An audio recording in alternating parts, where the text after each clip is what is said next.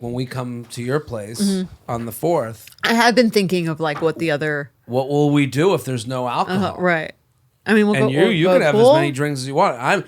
I'm game to sit out at a pool, but then what if it rains? The fear of any trip.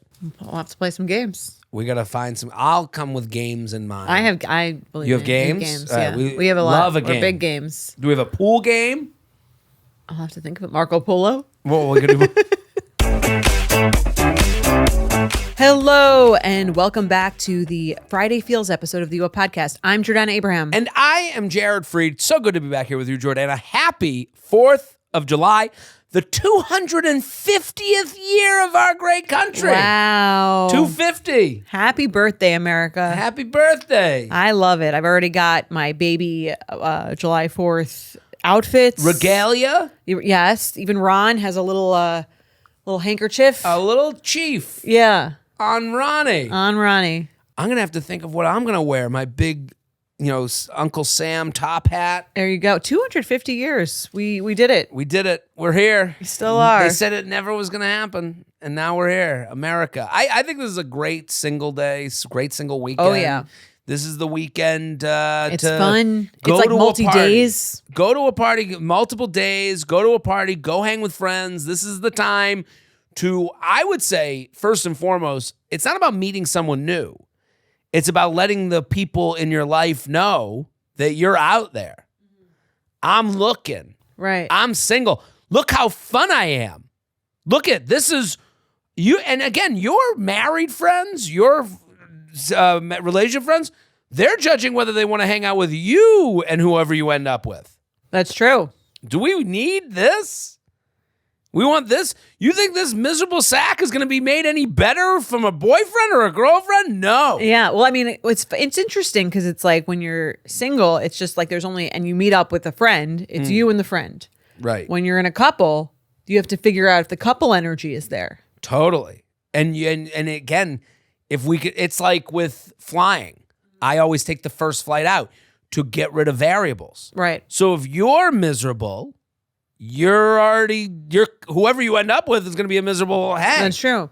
I mean, yeah. So one of the variables is gone. Not if you're always, cool, though. Sometimes one is cool and the other one is not, and you're like, how did this happen? Oh, totally. But I don't think you hang out with that. Like, you hang out with them retrospectively. Like, right. If you're in front of it with the single friend who's like, hey, I'm coming over. I'm bringing over some champagne for the 4th of July. Let's celebrate 250.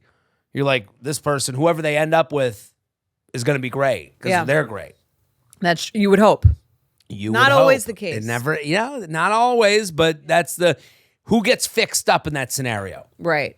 Is it the person with sparklers on the 4th and like, let's, play the game and let's do the fun pool game and let's do the 4th of July stupidity. Let me take a hot dog and eat it without chewing, like all that shit. Yeah. Like you go, that's the person I'm thinking of when I hear I got a single friend. The 4th of July offers events and parties. Go. I know honestly, if we have to force you to go, maybe. Yeah. I don't know. You a hot dog guy, hamburger guy? Love a hot dog. You're more a hot dog? I'm more a hot dog guy than a hamburger guy. Okay. I'm more a spicy Italian sausage with onions and peppers guy. I am excited for you to come stay then. That is Mike's jam. Oh, that is my favorite thing in the world. Get excited. The smell of a hot Italian sausage with onions and peppers. That to me is an aphrodisiac. That is like Mike's go-to. You guys really? Yeah. Oh my God, that is. Get excited for a weekend of those. I will have 80 of them. That's like, when they have like Yogi Bear smelling something and he's floating. That would be the smell that would get me to float. Amazing. Well, you know what? My house is ready for you. I'm ready. I have to tell you something though, that the room that you're in has 2 beds in case you and Emily have not consummated the relationship. Oh, good. It has a king-size bed and a queen-size bed. Really? It's weird. How does that happen? I just wanted to get ahead of it so you don't make fun of it when I show you for the first time. I will definitely make fun of it. How does that... So originally, before we had kids, there were 2 guest rooms upstairs, and each one had a king-size bed and one had a queen-size bed. Right. And then when we made the nursery, I didn't want to like toss the other bed, and it's a big room, so I was like, maybe this will just be like a family guest room, and it'll have 2 beds in it until we like figure out what to do with it. It's like the orphanage. Yes. It's like anyone. If you want to invite a flop friend, out. Listen, we never know what will happen. Could be or if you a want to throuples sleep, weekend. if you want to sleep separately, that we sleep separately. We could have one be the sex bed, one be the sleeping bed. you could have one be the eating bed, one be the like in a hotel room with two double beds. Right. One could be the crumbs bed. So you'll know when I'll clean know up the room. if there's an ant infestation after you leave. That one bed was the. So I wanted to tell you, but I went to this wedding. Oh yeah, I want to hear about the wedding. By the time this airs, your first wedding as a couple, and I will have gone to 2 weddings at this point. Oh wow, you're on the circuit. Well, how old is Emily? 32. Okay, so she is in like. Are they all her friends? In the zone. These are all her friends. 32 is like, I feel like at 32 I had a wedding every day. Yeah, so she had these weddings already, and then like they're like, no, do you want a plus one? Like it's getting offered. So people like her. Seemingly. No, because here's the thing: if you have a friend you're inviting to your wedding and you don't give a fuck about them, you're not offering them. Why don't you bring the guy? To go back to our original conversation, if you're fun, we want to see who we can find you that's fun. Yeah. If you're fun and you got a new boyfriend or a new girlfriend, bring whoever that is. They're probably awesome. Right. So I got offered an invite. I've been on this crazy travel schedule. I haven't been home in 3 weeks by the time this is aired. And should have Airbnb'd your apartment. I mean, condo. Sorry, I don't know what you call condo, apartment, whatever it is. I haven't been. I pine for Delray Beach. I'll get back. But So Emily was like, "If you want to come," I'm like, "I'm in." What else? What else do I got? That's how open and free I was as a single guy. I had nobody. Yeah. No dog, no kids, you're killing it. No friend. Yeah. So the idea, nothing but time. So she's like, "Well, you've been traveling so long." I'm like, "What am I gonna do? Like sit at home? Like I'll come back. I'll come wherever you're going." Yeah. So we went to this last wedding. Yeah, what are you gonna do differently for the weddings going forward? So I am generally there. I'm there for my looks. Well, you said this. You're there to be like an accessory, a positive accessory. That's when people look at me, they go, "That's an arm candy." They go, "Look at that beautiful man." I think many people do. Well, thank you. So I went dressed to the nines, looking good, ready to take a picture. We took some nice pictures. I saw you're in a tux. I saw she posted the picture of the two of you. She you guys posted. Both look great. She's not a big poster. There was a guy. We get to the wedding. This guy, when you're a date, I know you, so I know you wouldn't go to a wedding and like be the party. Like, there's one thing I know about you. It's that you're not fun at all. Well, no, just as a date, I know that you and I are cynical enough and like we're not making things weird. Sure, right? Yeah. We are there, especially as a guest. Yes, and I'm like there to be like, I'm not there to like be funny. Yeah, I'm there to just be there for Emily. Mm-hmm. There's a guy. He comes up to me. He's like, there's a sticker booth. They had stickers. And he's like buying or he's getting. They had stickers? If there was a sticker booth, is that a thing? Like where you could put a coin in and you push it in like the old school style and then you'd get a photo booth? No, it was stickers. It was a sticker of their dog, a sticker of like the date, the sticker of the town. Like it was all these stickers like of them, not stickers of you. No, yeah. They were just there. And you kind of had this like, what sticker will you get? Okay. So he's in the sticker booth and he turns to me and goes, "Oh, which one am I going to get?" And I go, "I don't know, the dog." And he goes, "Ooh," and he reveals that it's a dog. He's like, "Whoa!" He starts freaking out. It's a magician. Right. And he has Oakley sunglasses around the back of his head. Okay. And he looks at me and he goes, I'm Mike. And I go, "Hey, I'm Jared." And as I shake his hand, he goes, like I got the power. Like, okay. Like, because I guessed his sticker. Wacky is the word. And Emily witnesses this whole. Does she know this guy? So I go, "Who?" And he goes away and she's like, her eyes are wide open. I'm like, "What just happened? What character did I just meet?" And she looks at me and she goes, "I don't know who that is." And I was like, "He is." And I was like, "He is a character. This guy's awesome. We got to keep eyes on this guy." We then watch him float around the party. He's taking pictures of everyone. He's doing dips. He's like, and I'm like, "Who?" And they're like, "Yeah, he's a boyfriend of like a woman that she used to work with."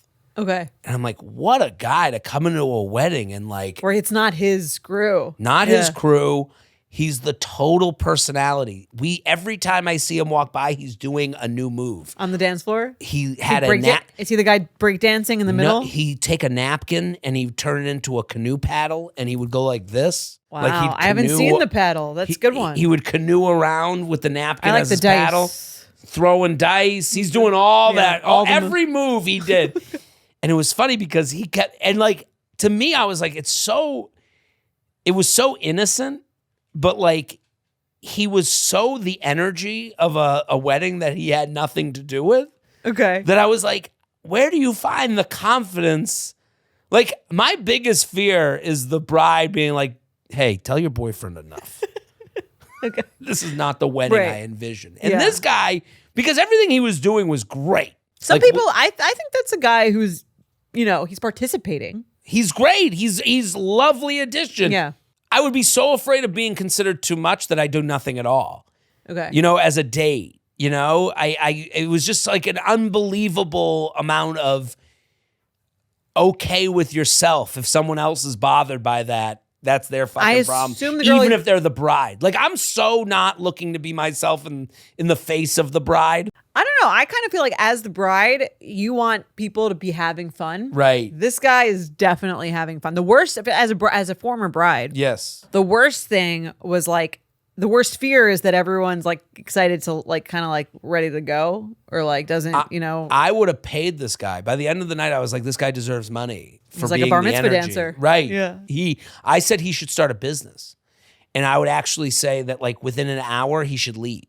Like, he should just be the first hour, just like get on the dance floor, create a vibe. Did everyone follow his lead? He was at one point, he's forming circles, and you could kind of tell that the bride was not into circles. Okay. Which I do understand. She's like, this isn't that, but she didn't want like the cliques of people. She didn't want like someone in the middle and everyone like, unless she's in the middle. Bridezilla. Right. So there was a point where he I was drunk? No, I don't think so. This guy was unbelievable. Huge fan. Emily and I. Emily was like, loved him more than anybody. Honestly, I think it's funny because Mike is a friend who's like a partier. Yeah. And I think our wedding photographer took more pictures of him at our wedding than me. I was like, I got all the pictures and I was like, these are all of Pete. And I know Pete. Yes. This guy's great. But my fear, if I was Pete, I'd be like shrinking inside myself. Like, I'd be like, but I don't think he has that. Like, I think you need that person who's like just. And I wasn't mad. I was like, right, great. Like, because I think you just want if you care about other people, I think you just want people to have fun at your wedding. I kind of wish a bride would send out like an extra card. These are the specials for the day at the restaurant. Here are my rules. I like that. Like, if I knew the rules, then I could come in there and be big around her rules. Right. It depends. I mean, I guess you got to know the bride. But I guess any rule. Ask Emily about the bride. What's that? Ask Emily about the bride. I know. I didn't want to. But any amount of rules now, you're like, when there's rules, then people really back off. Right. I hate when they're like, don't take pictures at the ceremony. You hate that. I don't like that. They did an announcement for that. I just feel like it's like I don't know. I'm kind of it's ruined by the worst of us. It's not you taking the picture. It's the aunt with the iPad. Yeah, that's crazy. Right. But the thing is, the crazies ruin it for the normals. Right. Hey, no pictures. You're like, well, I'm just going to like snap off one. Like, I'm just being cool. And then you see that one aunt. It's for her. Well, that's the thing. They had to make the rule for the worst person, I guess. Right. Yeah. They ruin it for everybody. Anyway, so how are you feeling about where are the weddings going forward? There's Maryland is the next one. Okay. So we went to the one in Connecticut. I'm going to one in Maryland. Just tough to get to. A lot of these weddings, middle of nowhere, Maryland. Yeah, it's like the shores of Maryland. Like that sounds nice. Which will be nice. It'll be beautiful. It just takes a bit to get there. But like for me, from Palm Beach, hard to beach by noon. Can't beach by noon.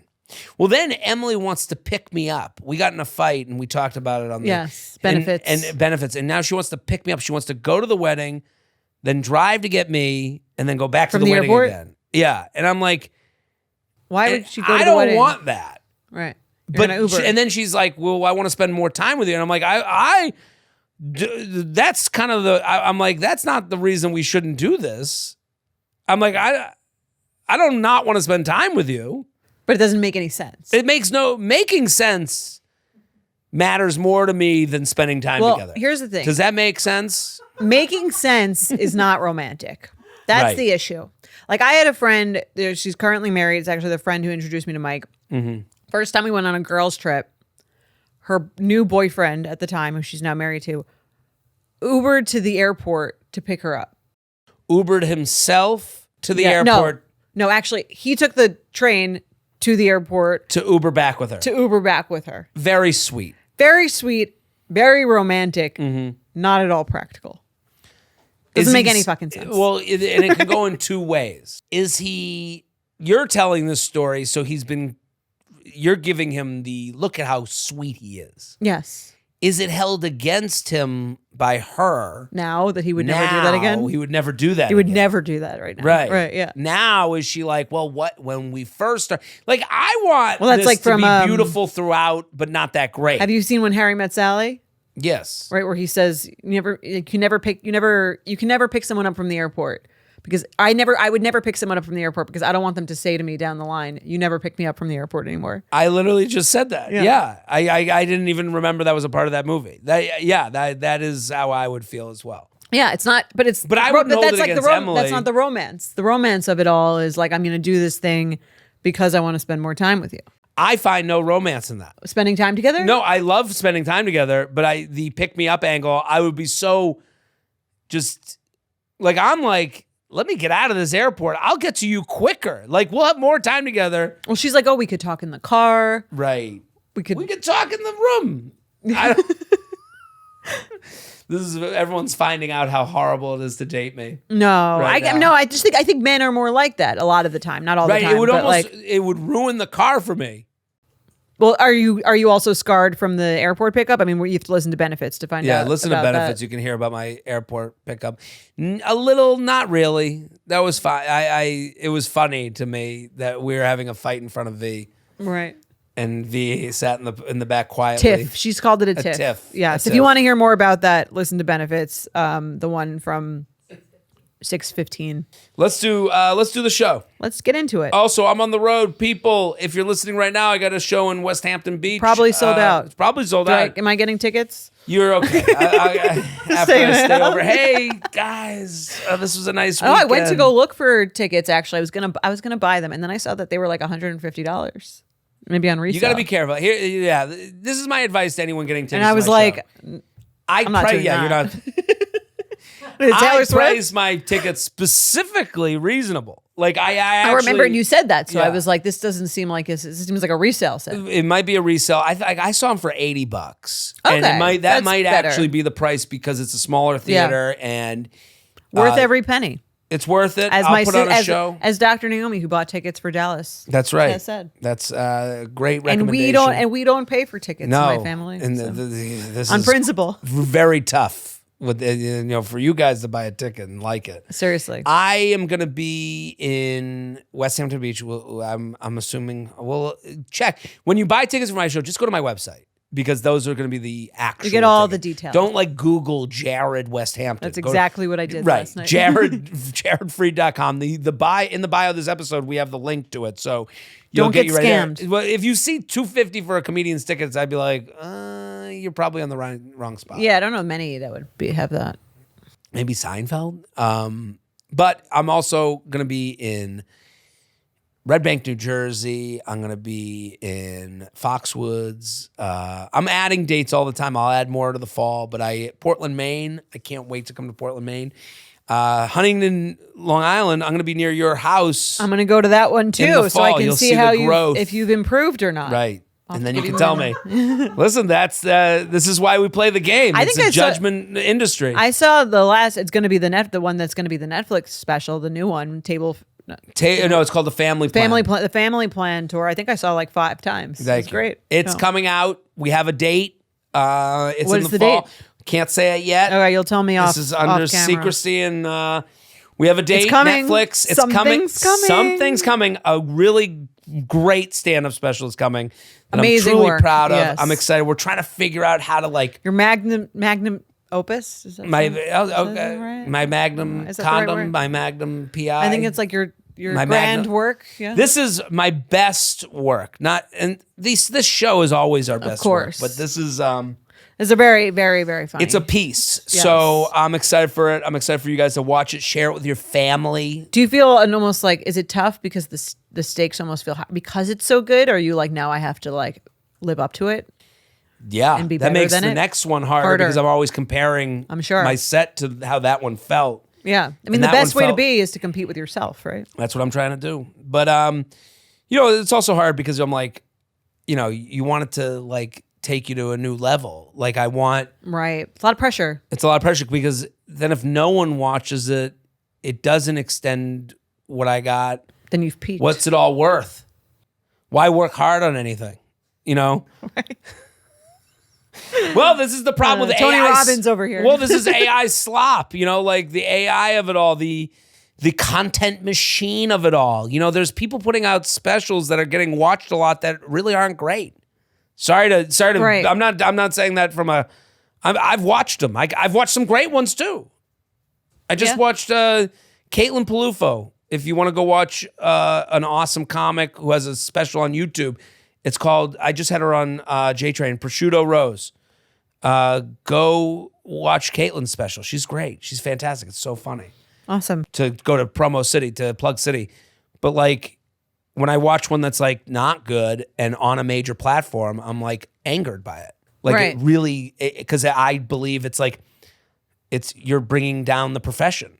You're messing with the profession. Your stand-up is not a big thing. Everyone likes to think they like comedy because who would say hate comedy? Right. But stand-up is a real niche thing. I think it's a very hard skill. I agree with you. It's like annoying that there are so many out there that are bad because I'll say as a viewer, I don't really want to watch many because I assume they'll be bad. Right. And it's hurt everyone. And I really like stand-up, but I find bad stand-up to be like kind of painful. And it's annoying. And so it's hard to like commit to one because I'm like, this is probably going to suck. Have you ever had someone go, hey, I have to tell you this story, and then the story sucks? Yes. And you're like, why the fuck did I just listen to that fucking story? And then you go, and you have to like smile through it.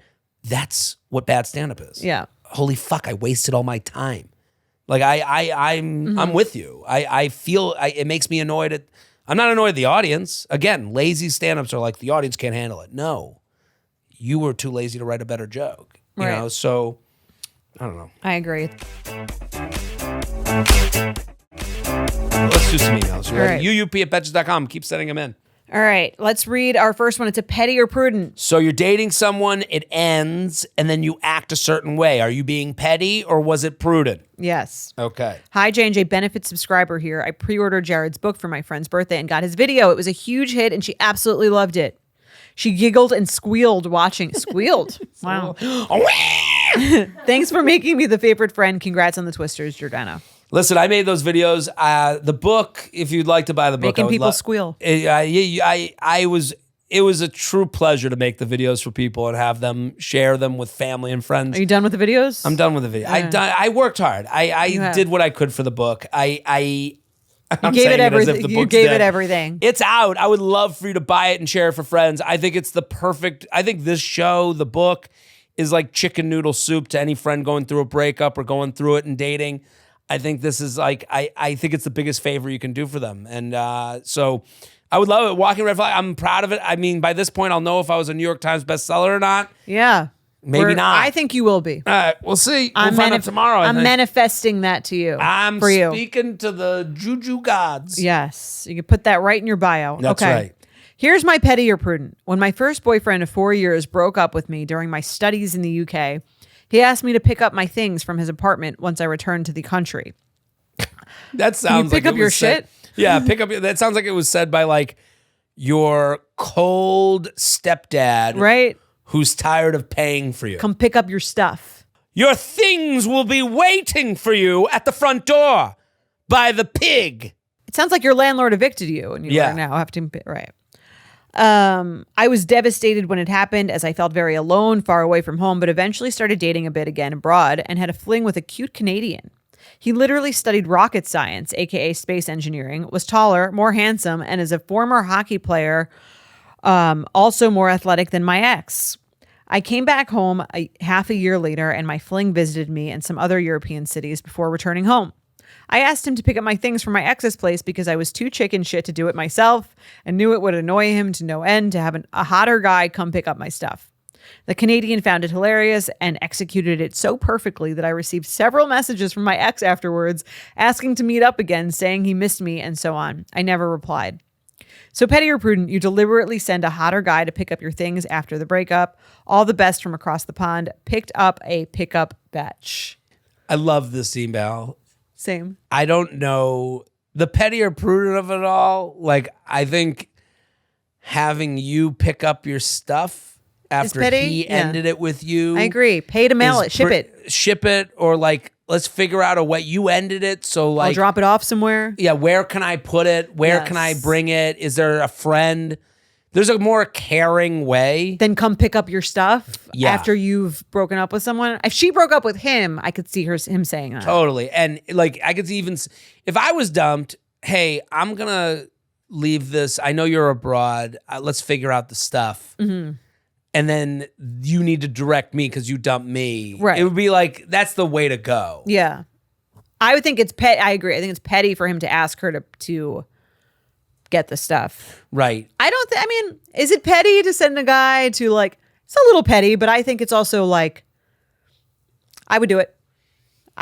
It's not petty because it is prudent to pick up the stuff. To have someone else in a breakup. Hey, I want to keep it like, well, to purposely do it to annoy them is petty. Sure. But I think the most petty thing is when the person knows it's being petty. Like, this isn't outwardly petty. It's actually a perfect prudent. Yeah. Because you're doing something that you have deniability on. Like, right. You just sent someone to pick up your stuff. Hey, I didn't want to go. I didn't want to go. You said to get the stuff, so I sent someone to get the stuff. Having someone go to get your stuff after you've been dumped by them is a prudent thing to do. Yeah. It was only set up in petty terms because he forced the petty. His pettiness. That's true. He could have just shipped it. Right. His pettiness for come pick your shit up brought on a prudent reaction, which is to have someone else pick up the stuff. That's true.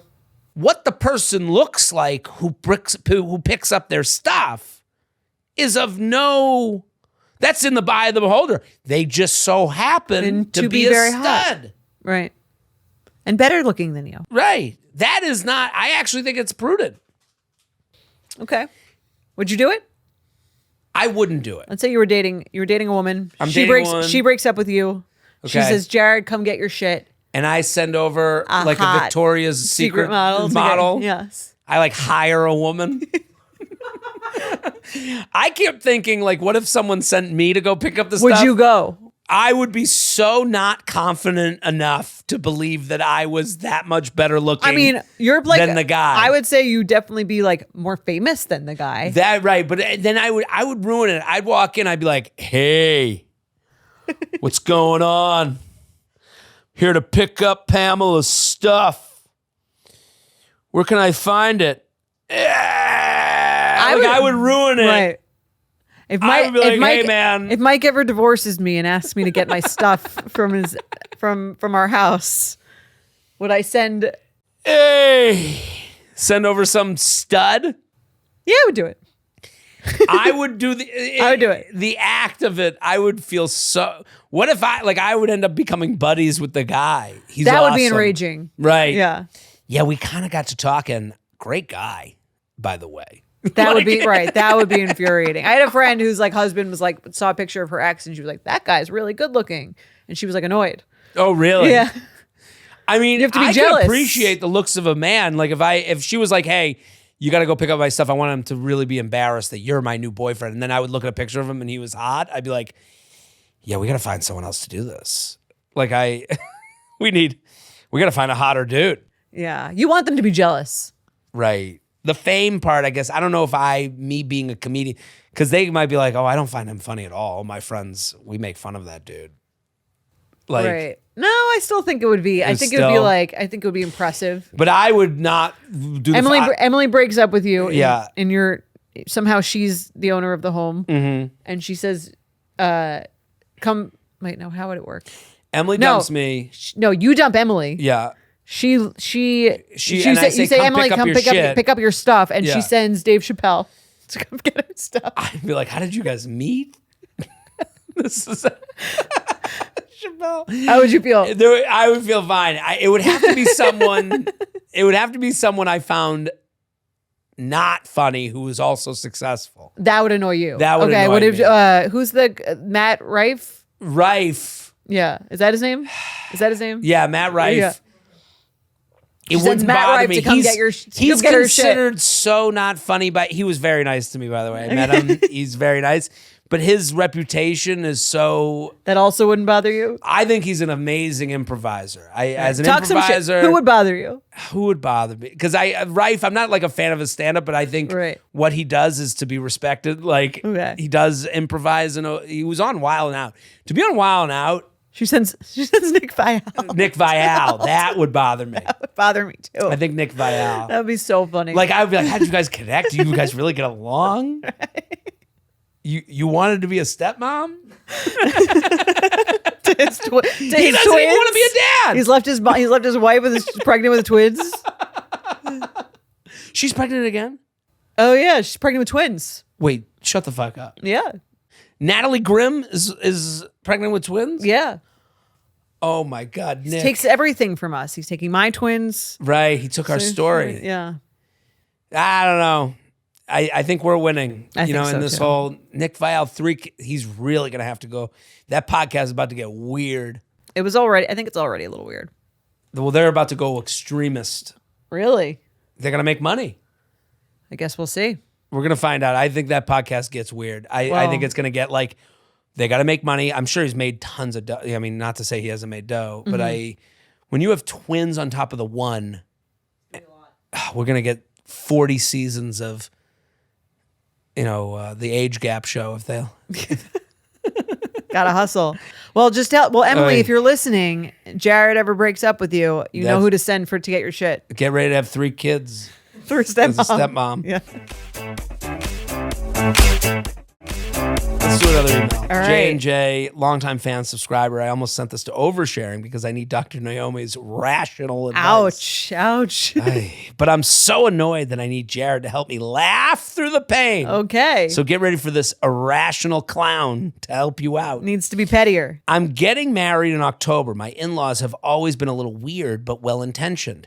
Lately, though, it feels like the weirdness is escalating. Am I justified in being pissed? Okay. Come to the right place. You have come to the right place. I am generally kind to in-law scenarios. Okay.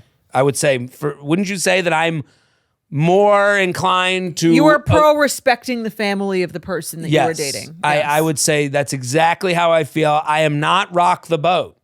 Okay. I think I'm generally, it depends. You rock boats. More so than you. Absolutely. I still think I'm pretty rational. You're not irrational. But yeah, I have a sensitivity to you're probably more realistic and you're probably more pro the person writing in. I understand them more. All right, let's see. Right. 1, we recently moved and rented out my fiance's old house. Okay, so they recently moved and rented out the fiance's old house. Without telling us, his family went over, packed our remaining things, cleaned the house, and had the carpets professionally cleaned. Helpful, yes. Overbearing, also yes. So I hosted an appreciation dinner where, 1, they let themselves into our house with the garage code 30 minutes early, no knock. 2, I spent 4 hours cooking from scratch. 2 of the 5 guests brought McDonald's. 3, at 9 p.m., when I thought everyone was leaving, his mom pulled Guitar Hero out of the car. Started talking about being the cool grandma. 4, she also placed a frame photo of her dog, who passed away in February, on my kitchen counter and left it there the entire night without explanation. Did she take it back after? I'd like to know that. Or she But just you leave it can there? move it when they leave. Yeah. So what do we think of the first offense? Okay. Okay. I can understand packing our remaining things. Like if they're packing my underwear, I think that's a little overbearing and weird. If they're packing my shit, personal shit, Right. that's overbearing. If they're packing the rest of the house and cleaning it up, that's great. That kind of would equal out for me. Right. Well, you would be okay with them touching your underwear if they got it all done. I don't know. Would you want Emily's mom like sifting through your condom drawer, packing it up? Wouldn't bother me.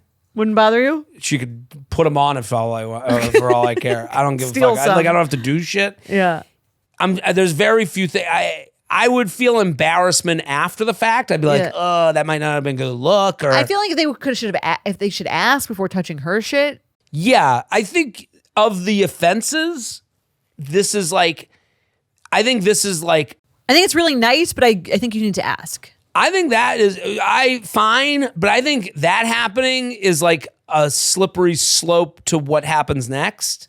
Right. So like that I don't have a problem with, but it's usually not where it ends. You're just seeing the mindset. Yeah. Well, here's the thing also, like if you found it overbearing, don't host an appreciation dinner.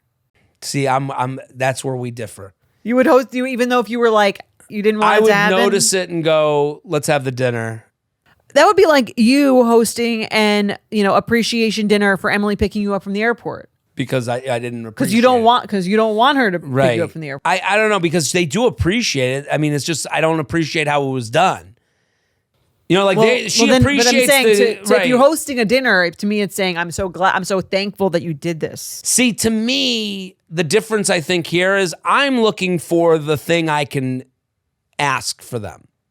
I'm looking for the concrete example that gets me to establish the boundaries. Right. To me, the concrete example is like going through my things to pack them. Right. I don't think that takes away an appreciation dinner. Like, I think if that is an issue for you, I think you say to your fiance, hey, like, if you don't want them doing that, then you don't get any of it. Yeah, that's what I'm saying. That is kind of the trade-off. So that's why you have to do the appreciation dinner. But then, so what she's saying it's worth. I'd rather have them do all of that, which was very helpful, than have the boundary of them not going through my shit. Right. Or she could state, I appreciate that. In the future, would rather you ask before. Here's the thing. I think she has to zone in on the problem. All of these things are annoying-ish, but it doesn't fix your problem. Like, I think the problem is they are moved and rented out my fiance's old house. So they're still acting as if it's their house. Right. Not your house. And they believe they're doing them a favor. They're saying, well, we could have gotten $10,000 a month, but for you, we're giving it to you for $5,000 because you're our kids. Right. And then they're using that to, and this is my problem, let themselves into our house with the garage code 30 minutes early. When you do that, there's no such thing as a free lunch. Right. Well, I think the feedback would be like from the fiance has to be, hey, we need to kind of establish what the rules are here. Right. If you feel that you should be able to come into our house 30 minutes early, I kind of need to know that. As far as like, if that's part of... to be a discussion. We have to have a discussion of like, if your mindset is, and this is hard to do, easier to say than do, but if your mindset is like, because we're giving you a deal, whenever we let ourselves in the house, we say, well, we're giving them a deal. They should just deal with us.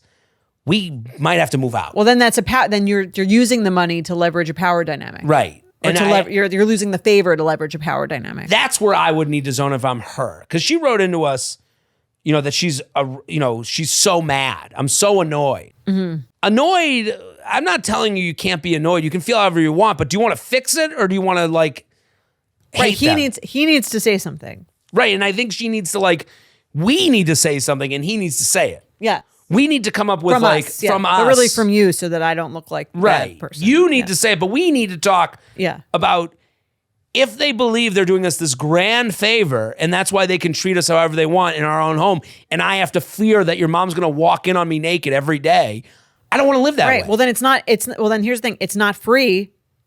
The fact that they're cleaning up and packing all their stuff, that's not free. The price is that they come over. If that's the price, are you willing to pay that price? And are they willing to say it? Are the in-laws, if the in-laws were like, yeah, we gave you a home for free, so you're going to deal with us walking in as much as we want. Some people might say that. Yeah. I would need them to say that.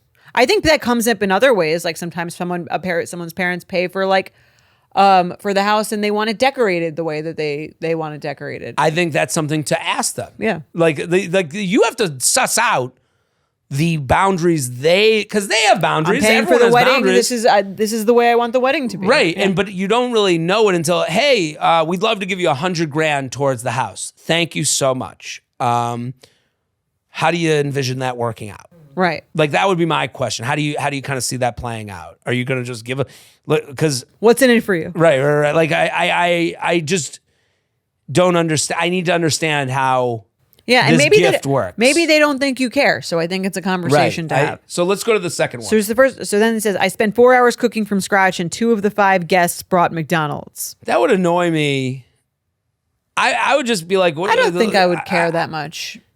I feel like I think it's kind classless. Of bad. Yeah, I think it's like bad for you too. Like it's like that's what you prefer to eat. That's fine. It's like that's on you. I'm judging them, but I'm not like mad at them.